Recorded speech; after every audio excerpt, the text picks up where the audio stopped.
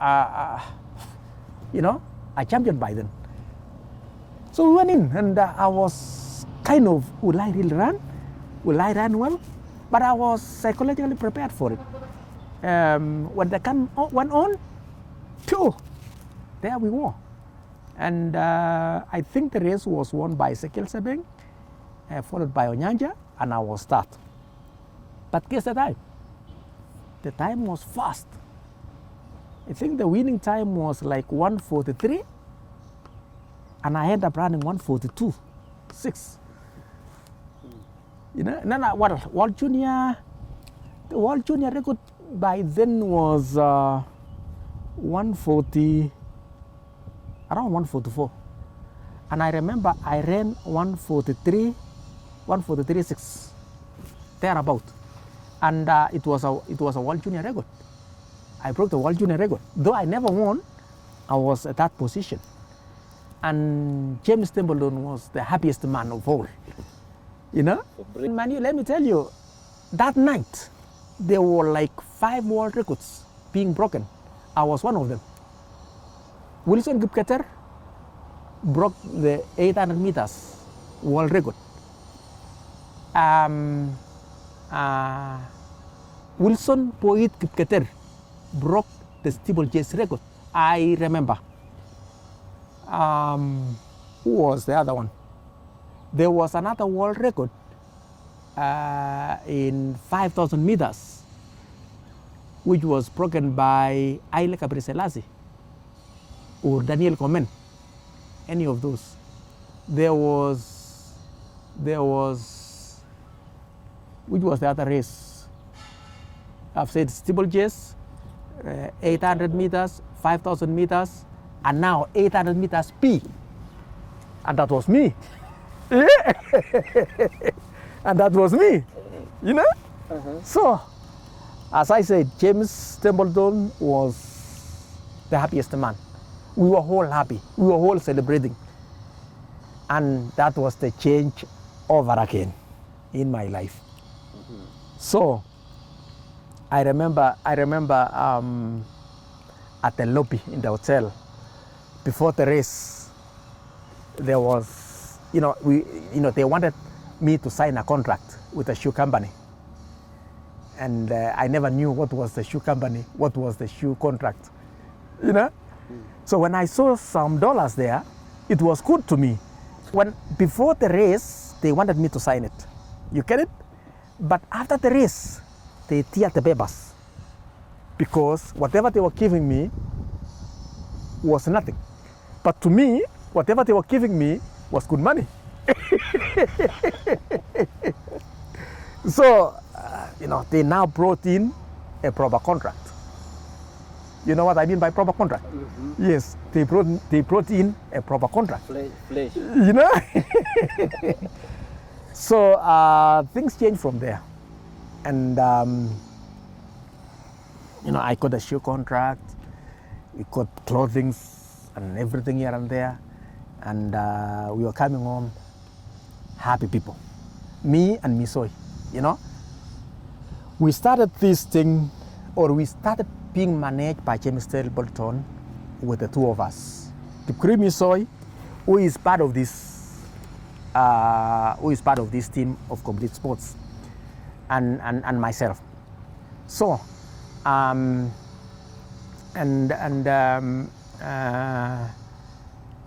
we were now able to do anything in the world. We were able to run any race in the world. We could get into any race wherever it was possible. And we were all happy at the end of it all. And everything changed. In 1997, now we were actually slowly graduating to seniors. And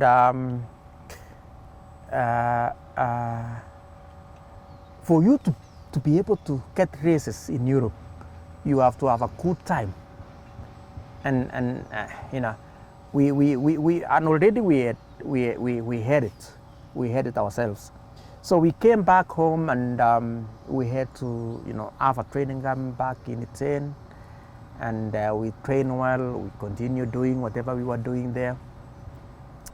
Now, when the time for the nationals came in 1998, we were ready. After graduating, after doing some extra work, after doing one or two other things extra, like even increasing in mileage, doing extra other things in terms of, build up to the Commonwealth. And 1998 was another year, a beautiful year, fantastic year. Everything went according to the plan. And I remember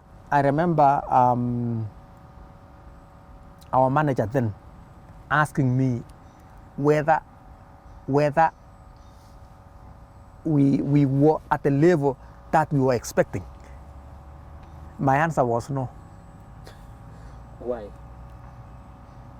We were above expectations. We were not where we were expecting, but we were above our expectations. So, and it kind of shock to hear that. And I thought I was saying we were discouraged in a way, but when I explained to him, he was so happy to to get to know that. Mm-hmm. But again,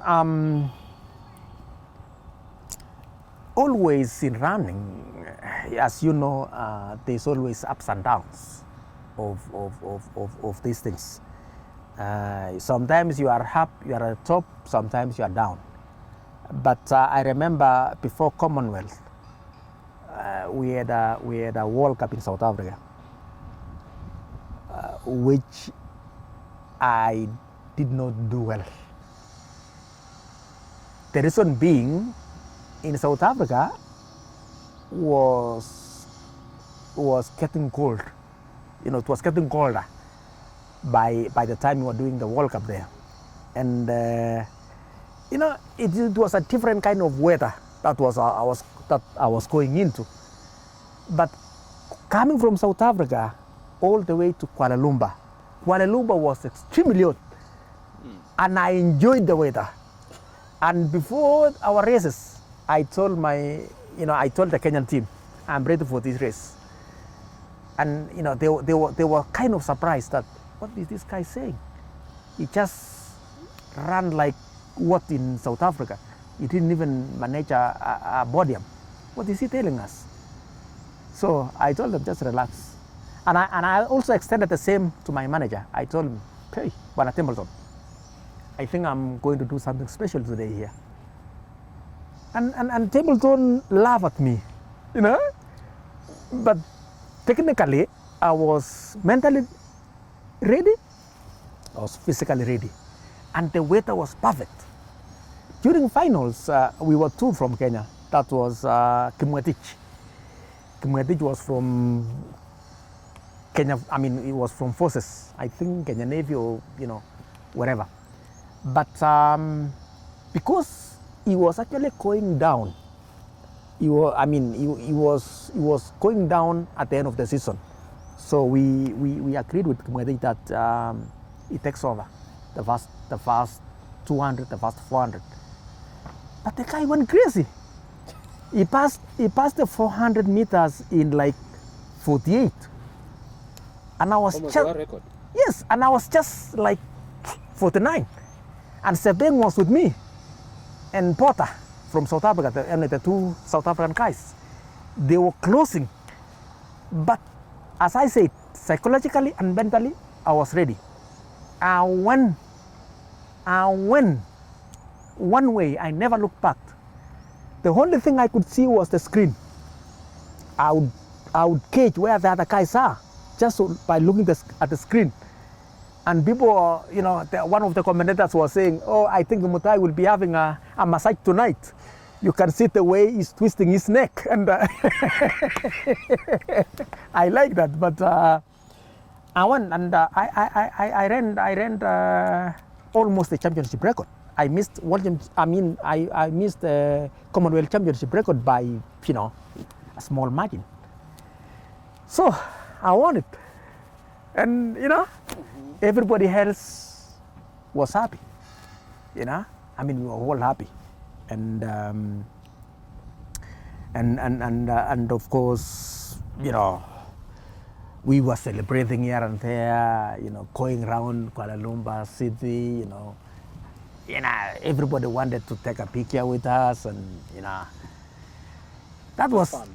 It was fun. I mean, you can name it, and that is part of what people doesn't know about me. Yes. You see, first of all, I never knew I was going to be an athlete. But after realizing that I can do something, and my career was kind of coming down.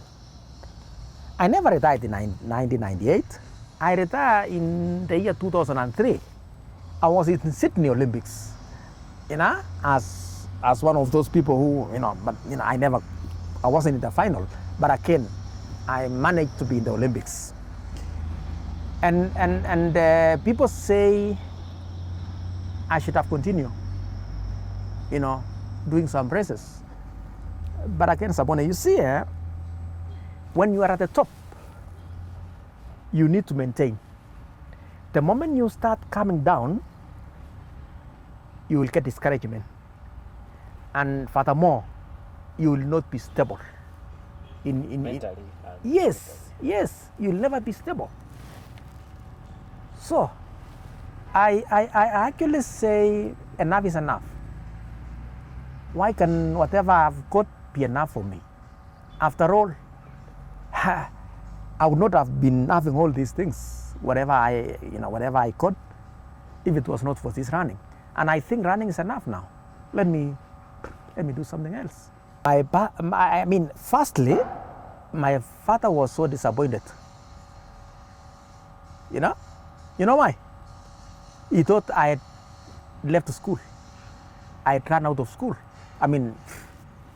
Who will help you there? But I told my father, just relax.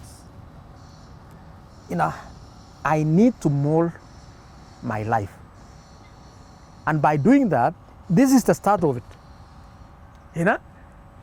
And mind you, let me tell you, after I left Del Mokwa, the following month, my father was dismissed. Because he got drunk. He never turned up on duty. So imagine now, if I had remained in Del Mokwa and my father being dismissed, where would I be? I would be at home with him, because I would follow him. Because You're there a was big boy. yeah. So I told my father, let me mold my life, and the way I will do it, let me struggle. Continue with your salary, enjoy your salary, do whatever you have to do with your salary. I will not come home for school fees. I have got some good Samaritans who will take care of me.